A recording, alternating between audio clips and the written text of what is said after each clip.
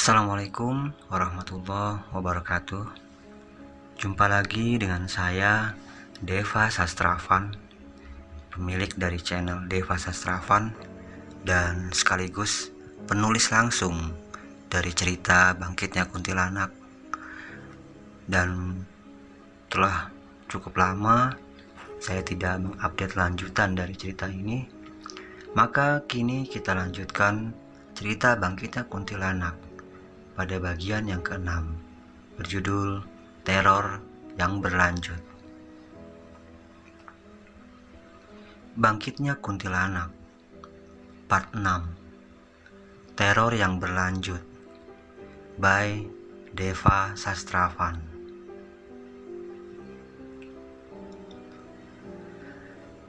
Nela Ariana, gadis cantik berkacamata itu, tampak begitu khusyuk menekuni buku tebal yang tengah dibacanya. Walau tinggal di desa, tetapi ia berstatus mahasiswi di salah satu universitas ternama di kota. Banyak pemuda yang menyukainya, baik mahasiswa di kampusnya maupun pemuda yang ada di desanya.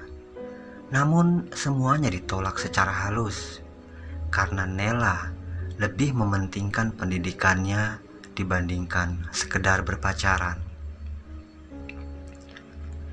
Suara lagu-lagu melo yang terdengar dari smartphone-nya membuat Nela kian hanyut dalam buku bacaannya. Sampai ketika dering voice call dari WhatsApp membuat lagu yang tengah diputarnya berhenti. Tanpa melihat siapa yang memanggil, Nela langsung menekan tombol penerima panggilan di headsetnya. Ya, halo. Tak ada suara jawaban di sana. Yang terdengar hanyalah deru suara angin dan suara jangkrik malam. Halo. Masih tak ada jawaban. Dilihatnya smartphone-nya untuk memastikan siapa yang memanggilnya. Dan seketika wajahnya langsung pucat pasi. Ia segera melepas headset dan lari ke arah kasur. Smartphone yang tergeletak di atas meja belajar itu, layarnya masih menyala. Bukan wajah seram yang dilihat Nela di layar smartphone, hanya sebuah nama yang begitu akrab dalam hidupnya, sahabatnya Dewi Anggraini. Pertemuan terakhirnya dengan Dewi adalah di sebuah terminal bis. Di sana ia melepas sahabatnya itu untuk pergi ke Jakarta, bekerja sebagai pembantu rumah tangga. Ada saudaranya yang menawarkan pekerjaan itu di sana. Sebagai seorang anak petani di desa Medasari, bagi Dewi adalah sudah termasuk luar biasa sampai bisa lulus pendidikan di jenjang SMA. Dewi dan Nela adalah sahabat akrab sejak mereka pertama kali masuk SMA. Layar smartphone-nya tak lagi menyala. Namun degup jantung Nela masih berdetak cepat. Bulu kuduknya merinding karena ia tahu dengan pasti bahwa sahabatnya itu sudah meninggal dunia dengan cara mengenaskan. Tok tok tok. Kali ini terdengar suara jendela seperti ada yang mengetuk. Tubuh Nela gemetar, menahankan rasa takut yang semakin menjadi. Dan dia seakan baru sadar bahwa sejak tadi terdengar lolong anjing di kejauhan. Lolongan panjang bersaut-sautan, lolongan yang menghadirkan rasa kepedihan dan kesakitan. Tok, tok, tok. Pelan, tetapi ketukan itu terdengar jelas di telinganya. Sampai sebuah suara yang begitu dikenalnya memanggil namanya. Nela. Tubuh Nela beringsut mundur ke dinding kamar. Lampu kamarnya mulai mengerjap-ngerjap dan tok, tok, tok. Kali ini suara ketukan itu berasal dari pintu kamarnya. Nafas Nela tersengal, menahankan rasa takut yang kian menjalari sekujur badan. "Kak, buka pintu sih. Yanti ada perlu nih." Tidak, itu bukan suara Dewi, melainkan suara Yanti, adiknya. Nela menghembuskan napas lega. "Iya, Dek, bentar." Nela turun dari ranjangnya untuk membukakan pintu. Saat pintu dibuka, Nela langsung terpana, ingin teriak. Namun suaranya seperti tercekat. Matanya melotot melihat sosok yang kini berdiri di hadapannya. Bukan adiknya Yanti, melainkan Dewi dengan gaun putih yang berlumuran tanah campur darah, dengan wajah pucat tersenyum kepada Nela. Kedua matanya bolong hingga yang terlihat hanyalah dua lubang hitam yang sangat menyeramkan. Nela tak sanggup berteriak. Ia sangat syok dan seketika tubuhnya ambruk jatuh ke lantai pingsan. Damayanti yang mendengar suara sesuatu jatuh di kamar sebelahnya segera keluar untuk melihat. Suara itu terdengar jelas dari kamar kakaknya, Nela. Damayanti keluar untuk melihat asal suara itu. Pintu kamar kakaknya terbuka. Bergegas ia masuk. Ia melihat kakaknya tergeletak di lantai. Namun yang lebih mengejutkan Damayanti adalah bukan sosok kakaknya yang tergeletak pingsan itu, melainkan perempuan bergaun putih yang melayang di kamar kakaknya dan membelakanginya. Ia ingin berteriak, namun lidahnya terasa keluh. Ia terus menatap sosok itu yang perlahan melayang ke arah dinding kamar, lalu hilang menembus dinding. Damayanti masih tertegun dan mematung di tempatnya. Warung Pak Harjo yang berada di pinggiran jalan mulai ramai dikunjungi pembeli, baik dari warga desa Medasari maupun orang melintas yang kebetulan lewat di warungnya dengan perut lapar. Beberapa mobil truk berukuran besar juga ada di sana. Tampaknya para sopir yang membawa truk-truk itu sering mampir dan makan di warungnya Pak Harjo. Di kursi paling ujung tampak 3 orang lelaki sedang berbincang serius. Mereka adalah Hadi, Prayit, dan Parto. Prayit yang pertama kali membuka obrolan. "Desa kita mulai gak beres." "Gak beres bagaimana, Yit?" tanya Hadi sambil menyeruput gelas kopinya yang masih panas itu. "Desa kita mulai diteror oleh hantu." Kali ini suara Prayit agak dipelankan. Walaupun pelan, beberapa pengunjung yang lain tetap bisa mendengar dan telinga mereka mulai awas menguping pembicaraan. "Serius, Yit?"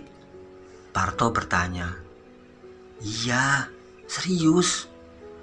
Baru subuh tadi aku dapat cerita dari Kang Mitro. Awalnya aku juga sangsi. Kupikir Kang Mitro hanya iseng saja, sekedar menakut-nakutiku dengan cerita hantu. Lah, terus kamu tahu kalau dia serius dari mana?" Hadi mulai tampak penasaran. "Dari cara dia bercerita, wajahnya tampak tegang. Matanya kadang tengok kiri kanan, seakan khawatir kalau saat ia cerita hantu itu tiba-tiba nongol di sampingnya. Hi, Hadi dan Parto mulai menggigil. Karena saat temannya Prayit bercerita, saat itu juga mereka mulai membayangkan apa yang sedang diceritakan. Terus, gimana ceritanya? Hadi mulai beringsut dan menggeser duduknya. Dinyalakannya sebatang rokok menemaninya menikmati kisah yang akan diceritakan itu. Kang Mitro mulai bercerita. Katanya, kemarin sore saat ia pulang dari sawah, ia melewati gubuk yang ada di tengah sawah. Dari jauh, dia melihat seseorang yang duduk di sana. Ia pikir itu adalah sesama petani yang sedang istirahat. Tetapi saat diperhatikan, ketika ia semakin dekat, barulah Kang Mitro sadar kalau seseorang yang duduk itu bukan laki-laki, tetapi seorang perempuan. Bisa jadi itu ibu-ibu yang lagi istirahat menunggu suaminya, celetuk Parto. Ibu-ibu gundulmu. Mana ada ibu-ibu yang duduk sendirian di tengah gubukan sawah pas azan maghrib. Pantes, kata Pak Ustadz, kalau menjelang maghrib memang tidak boleh keluar rumah, apalagi anak-anak. Itu jam keluarnya setan, kata Hadi. Pandangannya menerawang mengingat kembali ucapan Pak Ustadz Mukhlis saat pengajian bapak-bapak di musola. Itu maksudku, saat maghrib Kang Mitro belum pulang ke rumah dan masih di sawah. Bisa jadi memang sedang apes dia. Lanjut. Hadi kembali mulai fokus mendengarkan. Dihembuskannya asap rokok kreteknya dari mulut. Nah, walaupun Kang Mitro tahu itu perempuan, ia masih belum sadar kalau itu hantu. Ia baru sadar saat ia semakin mendekat. Ketika dilihatnya, perempuan itu mengenakan gaun berwarna putih yang sudah lusuh. Dan lusuhnya itu seperti bercak-bercak tanah kuburan pastinya. Parto menebak. Wes talah, ojo motong sing lagi cerita, gawe kaget ae, kata Hadi yang mulai tampak kesal pada Parto. Lanjut ya, tanya Prayit. Semua mengangguk. Lanjut Mas Prayit. Menurut Kang Mitro, sosok perempuan bergaun lusuh itu tengah memainkan rambutnya.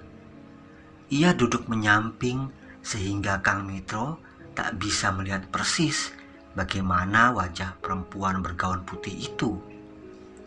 Bagus, kalau melihat pasti langsung pingsan, teriak Parto.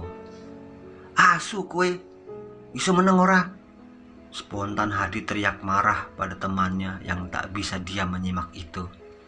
Karena akibat celetukannya, imajinasi horor yang sudah begitu rapi terbangun di pikiran Hadi spontan buyar. Lanjut Mas, teriak pengunjung warung lain yang tampaknya ikutan tertarik mendengar cerita Prayit. Kang Mitro sudah mulai merasa kalau ini jelas gak beres. Ia sadar kalau yang dilihatnya jangan-jangan kuntilanak, teriak Parto. Kali ini lebih kuat dari sebelumnya. Jancuk, asu tenan.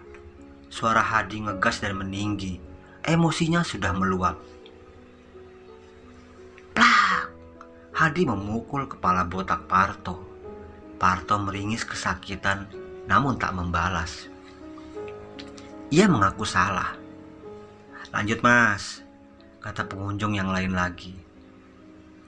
Semakin banyak yang duduk merapat dekat mereka bertiga.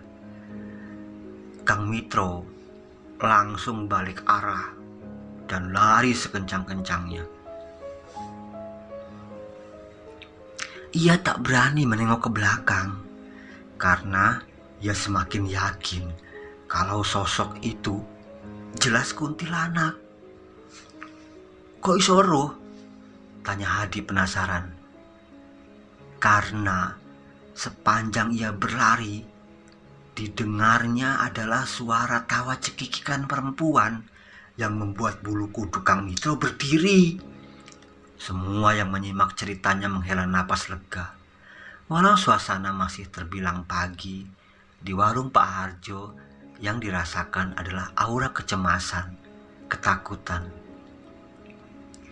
Nyaris semuanya merasakan kekhawatiran yang sama, takut kalau sampai sosok kuntilanak itu datang menjumpai mereka satu persatu. Masih mending kalau sekedar menakut-nakuti seperti yang dialami Kang Mitro. Mereka sampai merinding membayangkan seandainya sosok kuntilanak itu mencekik leher mereka.